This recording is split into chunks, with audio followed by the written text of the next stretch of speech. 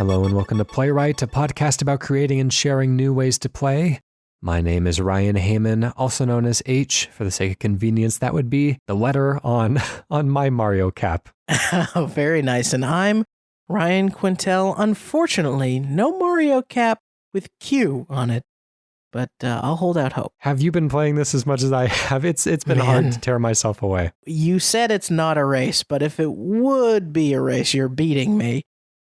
So you've certainly seen more of it than I have. But, you know, we were talking about it earlier. At one point, I was shedding a tear as to how much I enjoy this game. It is so amazing and special, and it looks amazing on the Switch. It's one of the best looking games, too. I'm blown away. How about you? Yeah, for those of us who are listening in the future, we are talking about Super Mario Odyssey at the time of recording, and I am equally blown away by it and all of the different ideas that it brings to the table. It's going to make it really hard for us to try to pitch anything ourselves with trying to sound even the least bit creative. But, you know, maybe seeing something done really well will shake some of those creative juices loose. And I mean, ultimately, that's what we're here for, is just to try to keep up that discipline of always creating something. So even if we're staring straight into the face of one of the best and most original games that I've played in a long time, I'm sure we can come up with something cool. You will be bringing us our first idea today. What is it that you're bringing to the table? Well, with Mario on the brain, I was thinking franchises, and I think this is a franchise that has had games in the past, but not a lot of modern or really great ones. I would like to pitch to you a Blade Runner game with a little bit of Shadow of War maybe kind of mixed into it. Okay, so large microtransactions and really off-putting monetization models. That's right, and a story that makes you cringe the whole time. Returning Harrison Ford into a sexy woman. Yes, and you can actually set this thing during the Harrison Ford period or the kind of Ryan Gosling period of Blade Runner 2049.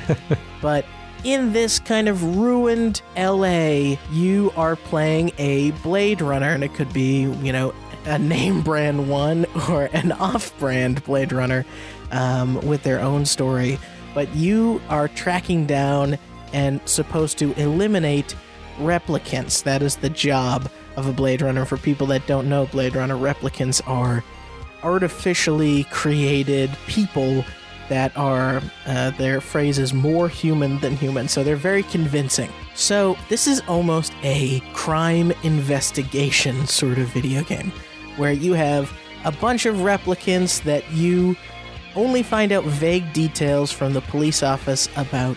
They're telling you things like, hey, we've heard reports of a replicant in Sector 2 or whatever, and you're going there, talking to people, having conversations, learning about who could be the replicant, and then once you have who you think your target is, maybe you have the ability to take notes or something, you have to research them, learn their schedule. When they're away from home, perhaps break in and look for evidence convincing you or the police department this person is a replicant. You have to maybe talk to their friends or family, and then finally you have to track down, chase, and eliminate the target that you've chosen.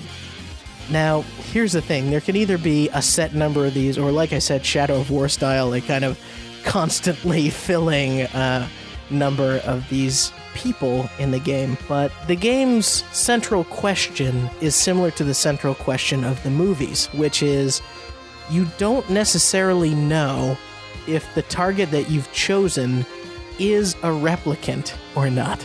So at the end of the game, you kind of get a score or report card actually telling you, you know, you eliminated 20 replicants and 2 humans and made a mistake or some got away. And so I guess like a perfect run of the game would be getting an only replicant run. But that is my concept for a Blade Runner-y video game. We'll start the clock there. This is cool. I like this idea of crime scene investigation, and I like the idea of trying to kind of like maneuver your way through crowds to try to find somebody who doesn't even stand out based on clues that you've received. I'm kind of seeing this like a hitman, except you don't know who your target is. You can find out who who the target is based on what you observe in the level. Yeah. So what does the gameplay look like? What is a hook that you can bring? It's something new, interactive that you can add to the experience that is different from like a Hitman or an LA Noire. I was thinking about this sort of feel of the world, and weirdly, if you took Shadow of War and mashed it together with something like a Grand Theft Auto, I think you could have something where when someone, say you're tracking someone, or you're tracking someone who you suspect. So now you have to have a way of choosing a target and like writing that down in some kind of notebook. And then maybe at various points in the day, if you're trying to follow this person or follow associates of this person, you're able to write down notes, but the notes will almost have to be assisted in a way, if that makes sense. So you can choose like a time marker note, and that will say, remember and then you can choose from a list of objects, remember the house at 5 p.m. or whatever. And that's your way of building up evidence and saying like, okay, this is the times I need to remember to go back, because you might have, 10 of these people that you're tracking at any one time. And you're like, okay, so my day today is going to be go see this guy, see if he goes to the coffee shop, go check on this woman and see, if she's left the house or not, and then start talking to this person's friends.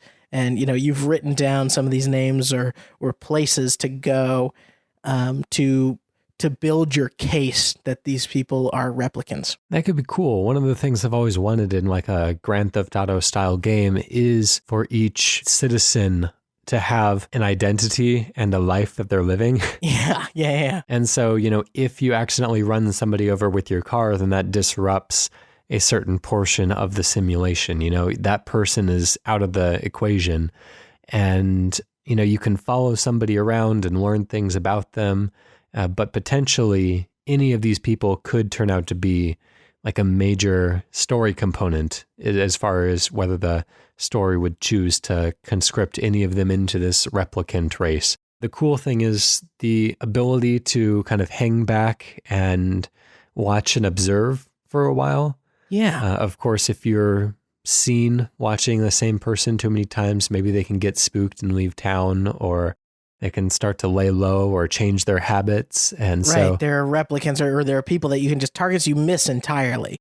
Yeah. I'm glad you mentioned Hitman and Assassin's Creed, because I do imagine there would be parts of this that would feel like that kind of, I'd almost call it Assassin's Creed crowd tech, where you're kind of rubbing shoulders as you, wade through this world. But I think what we haven't seen a really good modern game pull off is, and maybe we'll get this with CD Projekt's upcoming game Cyberpunk 2020 something, a really great looking Blade Runner type of world, like your flying cars and your dirtiness and areas where it's just all fog and neon, and you are tracking someone in potentially something that, a bad part of town that's very hostile, that kind of stuff. Yeah, I like of course, the Blade Runner set and the whole kind of visual identity has become iconic. And it's not something that's, it inspired a lot of other artistic directions in sci-fi, but it's not something that you see a lot in video games even today, which is, a bit surprising seeing how seminal it was. I want to ask you, because I've been wafting between if this should be a story, linear type of thing where, you learn about these targets, they're almost like Zelda dungeons, right? Because they're each a big, substantial puzzle that you're solving in different ways, and then maybe even how you chase them down and eliminate these targets are a puzzle in it of themselves, versus you're a Blade Runner, it's an open world, there's kind of forever potentially replicants, and you're just filling in slot after slot after slot. You're trying to rack up as many captures or kills or eliminations as you can. Yeah, that's the thing about Shadow of Mordor that was always a little... it does such a good job of making these, for all intents and purposes, kind of procedurally generated enemies feel important and feel like they have personalities and that they're each distinct. But then it would drop you into a story mission, and it's like, this is one orc that was designed and voiced specifically for this role in the story, and it's going to be the same for everyone's story. And it just kind of takes something out of that part of the experience.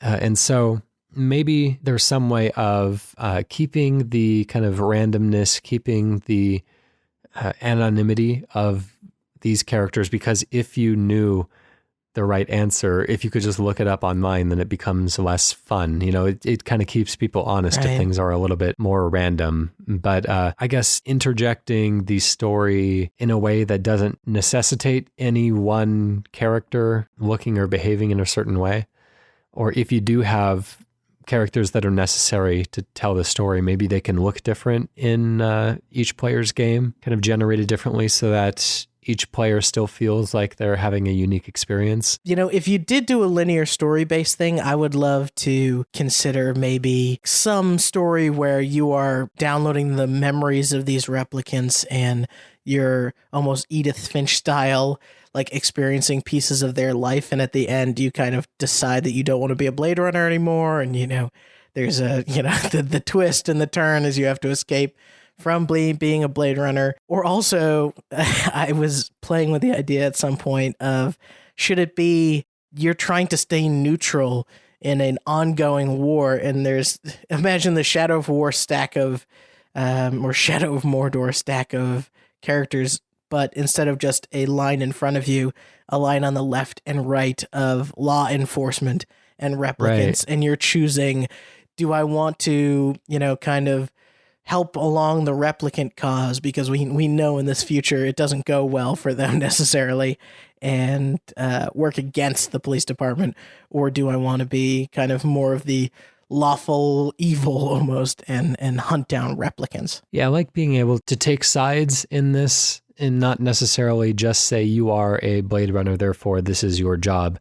To be able to have some agency in, you can just be like an assassin for hire, and not really discriminate between killing robots or humans. You could be just taking the stand for the replicants themselves and not harming any of them, just kind of seeing how your actions affect the balance of power on this hierarchy of randomly generated enemies that would populate the power structures of these two branches. I bet as you kind of pervasively eliminated one side or the other, you could fork the story in such a way, hopefully in a way that is meaningful, but still would fit a lot of people's play styles, to find out, say you eliminate a bunch of replicants and you just decide to side as the police officers, and because you eliminate a bunch of replicants, you actually find out in the story that you are a replicant, and vice versa, right? Like, you are the human that chose to eliminate humans in order to save the replicants. Would this character necessarily be a replicant or not be a replicant as like a matter of the character, or would that be something that I guess the story would kind of evolve based on your choices into one of those two directions? Blade Runner as a film, aside from the fantastic visuals and soundtrack and all that stuff, keeps going back and forth on the idea of free will and even memory. And are the memories that you see and experience your own, or have they been programmed into you?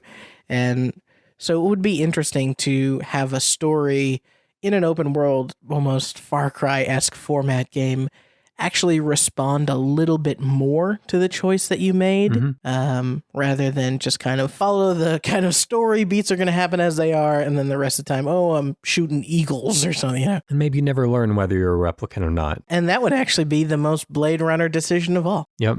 Anyways, that's the time for that one. So do you have a name for this particular game? Obviously, we could just say Blade Runner. We attach a video gamey add-on to it, like the Blade Runner Replicant War or something. Cool. I don't have any better ideas. So Blade Runner Replicant War, we can call it that. I will move on to my pitch now. This one's also a little bit more amorphous. This isn't as gamey as much as it is a simulation. I should also preface that this might be exactly what Dwarf Fortress is, but I don't really understand Dwarf Fortress. even though I've taken a class on how to play Dwarf Fortress, I still don't even really understand what it is.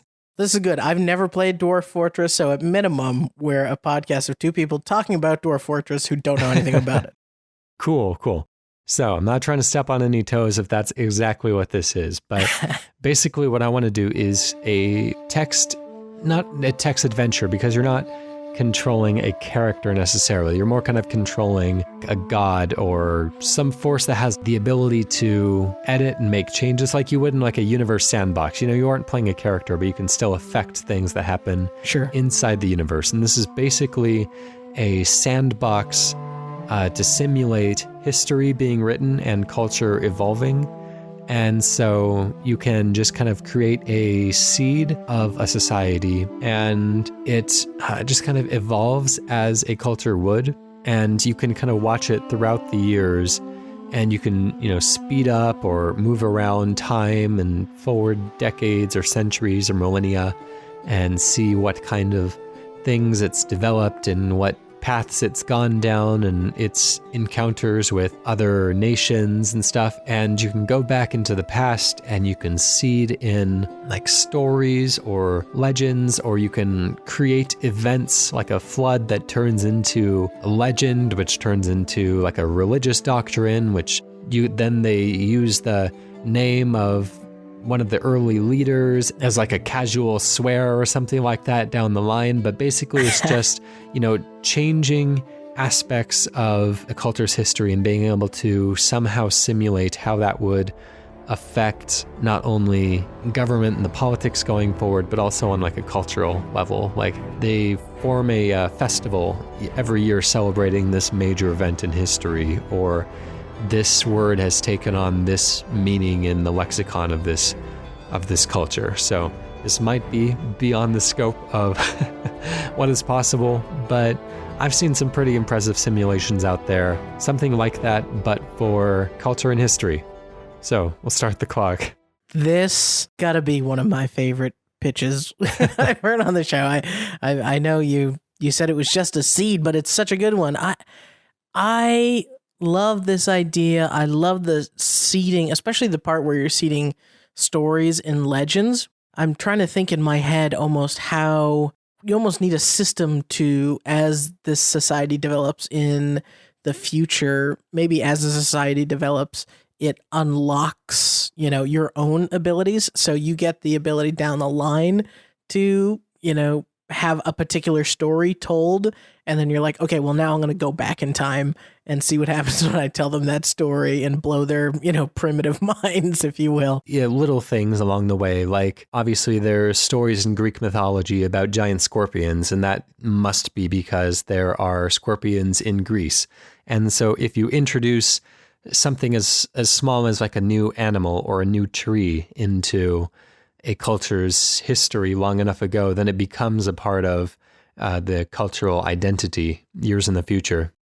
You know me, I'm always trying to take some games like this and almost make them session-based. I love playing a game called Factorio, which is very session-based. Get in and automate. And you can have a super long game, but I almost would think it's interesting to hear, what if you build these civilizations and they're essentially have like what we'll call a TTA, a time to Armageddon.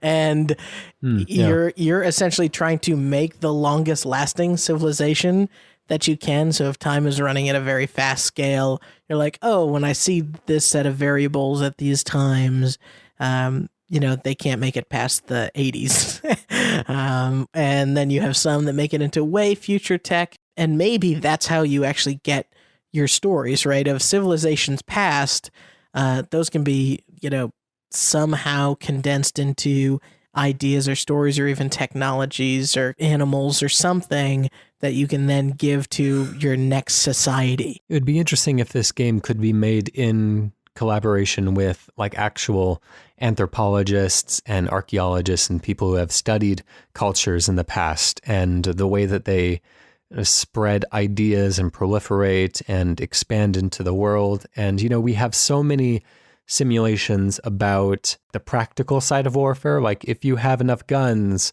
if you have the most advanced technology, if you have the most advantageous locations on the map, then you can win a war. But taking this more kind of like Jared Diamond approach of, what kind of ideas make the strongest civilization, or what would you have to implant culturally that would make the society endure through hardships, or what ideas spread the fastest? This kind of thing of cultural imperialism, of like staying power, that even though there are cultures that have come and gone in the past, we still tell the stories of the Greeks and Romans, and, they aren't really around anymore. I mean, there still is a nation of Greece and still is a city of Rome, but it's not the Greek Empire or the Roman Empire, so kind of taking this as an educational tool. What makes a national identity endure more than the nation itself? The perfect version of this game, right, is some amazing utopia of what Peter Monalou tried to accomplish and what Spore has tried to do, and also like a little bit of the Sid Meier Civilization stuff. And I could see one of your ways that you start this run of Civilization or whatever is literally drawing some lines and choosing how the continents on the planet will split apart. Because that in and of itself, if you draw like two halves, just slice the thing in half and see what happens, versus I'm going to make 20 islands and just see what happens with all these islands, because those people would theoretically not know about each other for hundreds of years until they develop, the ability to travel by sea or whatever. Starting from a decision that huge and meaningful, and then, okay, let's go back in time and see what happens when this culture is pretty ravaged early on, and this other culture I allow to flourish, and that sort of stuff. Yeah, and I'm always really interested in different cultures all throughout the world have such different aesthetic sensibilities. Yes. Like you look at the Far Eastern, the Chinese, the Japanese style of buildings, of armor, of art, and there are aspects that it shares with the European or the Native American or South American style of art and of housing or whatever it is. But, they're just so different, but they're all kind of serving the same purposes. And so getting to the root of like what influences the decisions that lead a culture's homes and art and weapons and tools to evolve in a certain way. Yeah, and you know what? I'm so glad you pitched this week, because my parents were in town and I went with them to the Stanford Art Museum. And of course they have, artwork from Mexico and Africa and China and Japan and India and all these wonderful places on display. And you can see so much of the aesthetics of these things are born from what they had available to them in their environment. Right. So the colors of these cultures are very much embedded by what stones and materials they had to work with, the patterns and the samurai armor very much inspired by dragons and monsters, because they had, lizards and reptiles in the region. To see what happens when you plant different wildlife early on. Could you imagine later on in this game, it somehow has a system that figures out a way to generate some sort of music or tones or beats that you can hear, when you zoom in on each of the individual lands, you're like, whoa, they've stumbled upon some amazing music over here.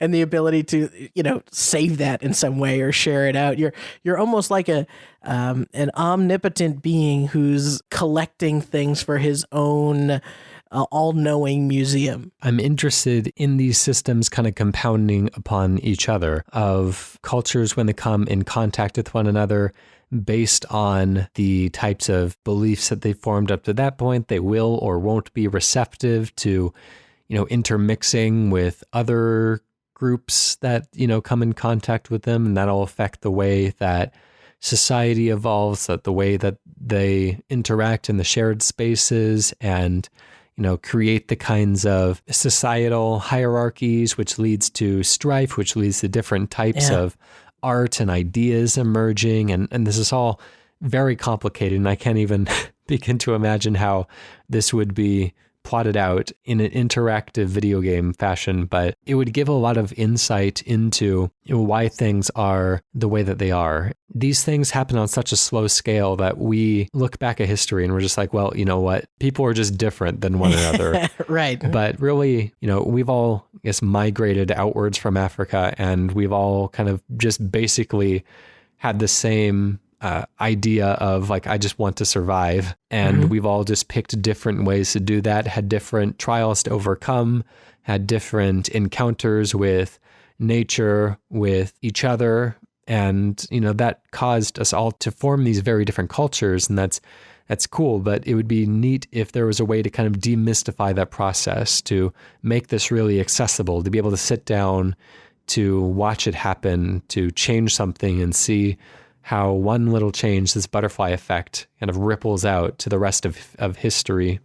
One of the things that I love about this as that kind of light touch education tool, and the way that Mini Metro really makes you feel bad for, urban city planners who are making public transportation, is you can take cues from history, right? Like, mankind as a civilization, I assume this is mostly an Earth-ish sort of planet, but maybe it's not. There's a cool sci-fi version of that it's not. So many times we make decisions and you see the best of us and the worst of us when we're pushed and strapped in a moment of crisis, right? It was economic downturn that created Nazi Germany. It was also the Great Depression that stirred some of America's greatest social change. So you can see it both ways. So depending on who you're kind of squeezing, and I'm not saying it's just all bad things you can do to these people, but who you're squeezing and when you're squeezing and who you're giving things to and allowing to prosper can really end up playing a very interesting role. And it makes you think of it more of people are really, literally, in this case, a product of their environment. That's all the time we have for that. I don't have a great name for this, so I'm just going to give it a placeholder name for now. Not that it's going to end up with a better name later, but I want something that sounds very like textbooky. And so I'm going to call this Language of Legend, because that's kind of the two aspects of the simulation that I have the most faith in at this moment, the development of language, the development of legends. So let's leave it there. And if anyone has any better ideas, I would love to hear that. I think that there has to be better names out there. So I was worried you were going to say Encarta, so it's already an upgrade. If you would like to get in contact with us to add anything to any of the pitches that we've made so far, or to pitch your own game ideas, as we will be reading one of your pitches in just a moment here, you can email us, playwrightcast@gmail.com, or you can go on to playwrightcast.com/pitch, where you can pitch your own ideas. Go to the main playwrightcast.com, and you can look at an archive of all of our previous episodes. You can listen to them there. You can comment on an individual show if you want to continue to engage in that conversation. So let us take a look at somebody who has already written in. This is the second half of an email we read a couple shows ago from David Vandergrin. Again, apologies if the pronunciation is not correct, but he comes back and says, second idea, genre, story-driven 8-bit RPG to the moon style game. You are a middle-aged woman, and you play through a day in your life as a cleaner for the elderly. You have lots of interactions with them and other people in your day, also your husband and 2 children. You always have 2 or 3 dialogue options, but they are of little consequence to the story or the following events. Playing through the day should last about 20 minutes. At the end of the day, you congratulate yourself on a day well spent, title card, and you see the same date again. You play through the day again, but the people are reacting slightly differently to you than the previous playthrough. However, your possible responses and behavior stays the same. People are less understanding of you and your responses that previously seemed okay and are now, in the new context, maybe not so.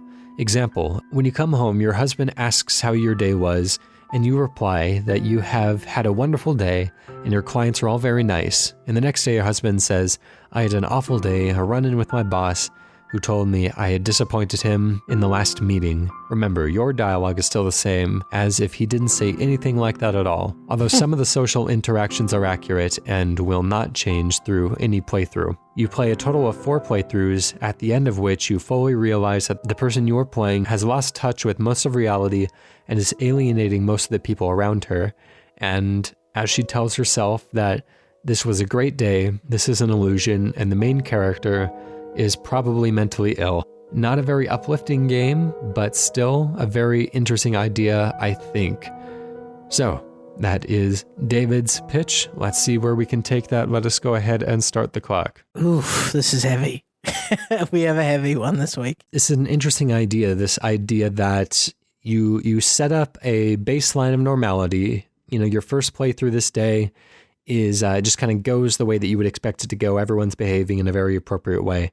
But then as time goes on, things start to break down. You've seen this kind of thing in psychological horror type games, but it would be interesting if it wasn't in a horror setting, more of this kind of personal drama, this maybe kind of existential horror in a way of growing older and maybe forming some form of dementia. It really got me thinking about, it would be really cool if there was a game that could really simulate this feeling of dementia, of losing your memory and losing your sense of where you are and when you are in time. Mm-hmm. And there's a lot of games that do a lot of, jumping back and forth in timelines. And so maybe it could be couched in something like that, where a player would be playing through a scene and say, oh, obviously this is a flashback because everything looks like the 1950s again, and it's in sepia tone, and it's giving me all the signs that it's a flashback. Right. And then the scene starts to devolve, and you're like, why are people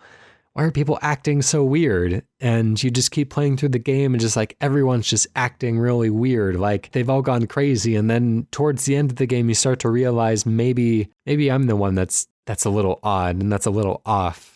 And it could be a massive gaslighting like you would see on a Twilight Zone episode. It could be that, your character is the only one who is sane and everyone else is, drinking bad tap water or something. Or maybe like you are really kind of losing your facilities, and like a lot of people do as they grow older. Yeah, there's something about this game pitch to me, David, that almost sounds like it's from the Twilight Zone, right? Yeah. I'm trying to process.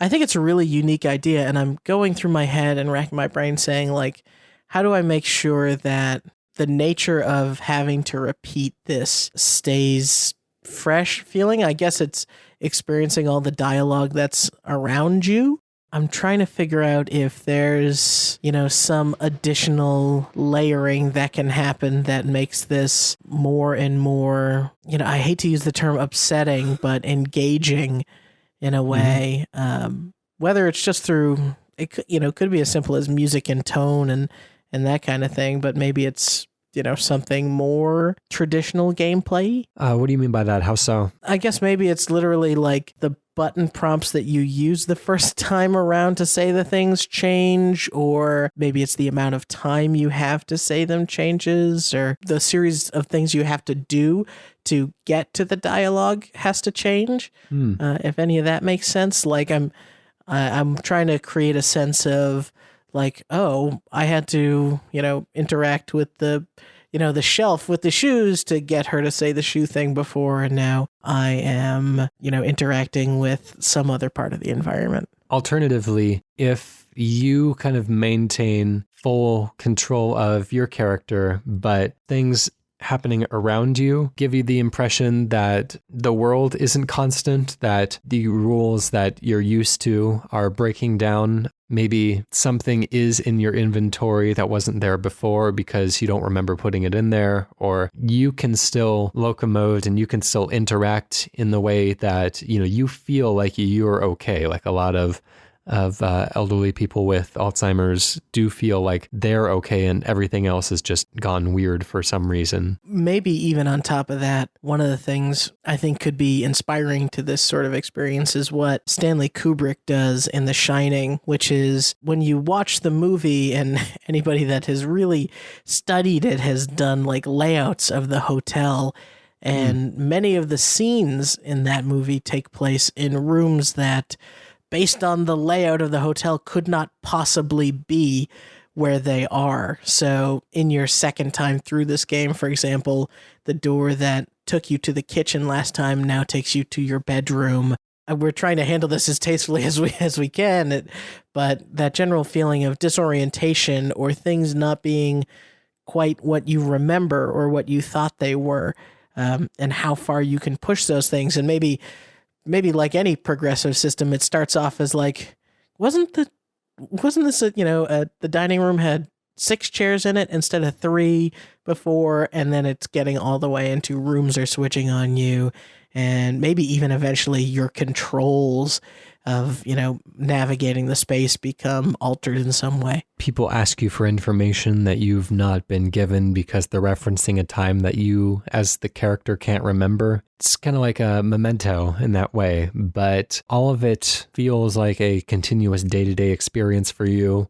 You don't feel like anything has gone wrong, but obviously things are tricky. But I do also like this idea of flashbacks because, I've had grandparents go through the Alzheimer's battle before, and a lot of the times they ask about their children like they were still, young, and that they should be coming home soon because dinner's almost ready. And, this idea of like, oh, I think that I'm still in 1973. Like, how is this? And so being able to relocate a player in time in an effective and contiguous way that makes sense to us, but doesn't make sense to any of the other characters in the game. One thing I do know about that sort of process is in the way it affects a lot of people, it's almost like new information can't really write to the hard drive in the way that old information that was there and remembered for a long time is still accessible to these people. So the flashback mechanics and system could be a very great way of expressing that. And maybe there's even times where there's internal dialogue with your character who is pointing out how odd everyone else is, right? Because these people don't necessarily, they're still them inside. And people, if they ask you about something old, maybe that's what triggers a flashback, or you're able to recall it with, perfect clarity. I guess having a better sense of the timeline with the older stuff than the newer stuff. And so when somebody does ask about something cold, then we, the player, or something old, and we, the player, feel better about responding to that because, that is more familiar to us. We've been able to make better sense of putting that narrative in order than the present day stuff. And I think depending on how you handle the flashbacks or the setting that you put them, if you're always in your own home, which is where these people would typically be cared for, if you're always in your own home, then the furniture and it doesn't have to so drastically alter that it's obvious necessarily that you're time jumping in some instances. So if you wanted the time thing to be more of a mystery, I think you could set it in such a way that maybe it almost feels more like seasons than years. Well, anyways, we've just about exhausted our time, speaking of timelines, with that one. So before we forget that this conversation ever happened, what are we going to call this game? Because David does not have a name that he wants to give this one. So let's see if we can come up with something really striking. Maybe like Lost in Time or Lost in Memory or something like that. What if we just called it like Remembrance? Remembrance? Okay. Yeah. That's fine. One word. This is Remembrance, proposed by David Vandergrint. And if you would like to pitch anything, as we said before, you can do that. Go ahead and email us at playwrightcast@gmail.com or drop us a line, playwrightcast.com/pitch, and we will read it on a future show. And feel free to pitch as many as you want. There's really no limit. Like, we will happily accrue a backlog. We're always happy. We will eventually get to each of the pitches that we receive. So feel free to send those in, and we will discuss and see where we can take those. Yeah, and as David did here, people have sent in beautiful, wonderful, detailed pitches, and don't be afraid to send in something shorter of like, I've always wanted to play a game that's kind of like game A and kind of like game B. We can still do stuff with that. Mm-hmm. Yeah, and absolutely. While you're sending in your pitch, why don't you go over to Bandcamp and listen to Hello World? It's our theme song from PROTODOME off his album Blue Noise. It's very, very good. Yes, indeed. Anyways, let's end the show with one little miniature idea. If this can come from you, what do you have for us to just give us a little wet of the whistle on the way out? H, we're always pitching small and unique and sometimes ambitiously different games on this show, so I wanted to pitch a game that I know would sell. Okay. So this week I leave you with Battlefield, Call of Duty, Battlefront, World War II, The New Colossus. Ooh, all right. See what you can do with that. We'll catch you next week. Bye.